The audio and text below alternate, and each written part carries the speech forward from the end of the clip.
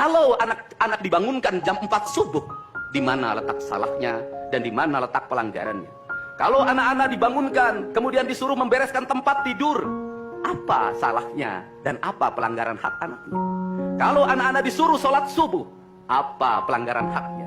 Kalau anak-anak mengikuti kuliah subuh, apa pelanggaran anaknya? Kalau anak-anak disuruh ngantri kemudian makan pagi, sarapan pagi dengan telur, dengan nasi, dengan pisang dan minum susu, di mana letak salahnya? Kalau anak-anak kemudian disuruh belajar, dan saat belajar duduknya bersikap, memandang ke arah gurunya, memandang mata gurunya, agar terjadi transformasi energi antara guru dengan muridnya, yang hari ini dihilangkan dengan digitalisasi, menghilangkan ruh spiritual konsepsi pendidikan kita, diganti dengan konsep pendidikan digital, yang tidak lagi melahirkan hubungan emosional guru dan murid. Akhirnya murid-murid tidak menghormati guru-gurunya, karena guru lupa mengekspresikan nilai-nilai spiritual dalam dirinya pada murid dalam ruangan yang hening, diganti dengan papan belajar digital. Di mana letak salahnya?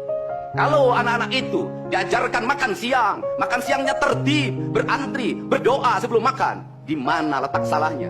Kalau anak-anaknya sore hari diajarkan bola voli, sepak bola, latihan baris berbaris, di mana letak salahnya? Kalau sore hari anak-anak disuruh masuk ke masjid, mengikuti pengajian, di mana letak salahnya? Kalau setelah itu mereka makan malam, dan makan malam ditandai dengan berdoa, di mana letak salahnya? Kalau mereka jam 9 disuruh masuk bara, disuruh masuk ruang tidur, dan disuruh tidur, di mana letak salahnya? Justru hak-hak anak terdapat di barak pendidikan TNI, dan hak itu tidak mereka dapatkan di rumah-rumah.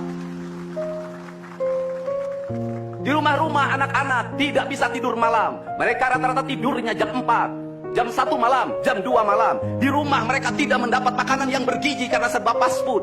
Di rumah mereka tidak mendapatkan kasih sayang. Di jalanan mereka balapan. Mereka tidak mendapatkan ruang hidup tanpa gadget dalam setiap hari. Saya katakan, justru lingkungan kita hari ini, rumah, halaman rumah, kadang sekolah, kadang jalanan, bukan lagi tempat yang ramah untuk anak-anak Indonesia. Untuk itu apa kebijakan yang harus kita lakukan? Kebijakan yang harus kita lakukan adalah mindset pembangunan dirubah. Ekonomi bukan segalanya. Itu penting. Tetapi ekonomi tidak boleh membunuh ruang-ruang publik di mana orang mendapat ruang bercengkrama. Desain rumah harus dikembalikan pada desain yang membuat jendela, membuat ruang untuk ibu dan bapaknya berkumpul. Halaman rumah harus tersedia di setiap kampung, jangan dihabiskan untuk bangunan, karena anak-anak ingin bermain di halaman. Lapangan bola di setiap desa harus ada. Karena apa? Karena mereka terus berinteraksi olahraga. Sungai-sungai harus dijernihkan, karena anak-anak orang miskin tidak bisa berenang di kolam renang yang berbayar. Mereka harus berenang di sungai-sungai yang jernih.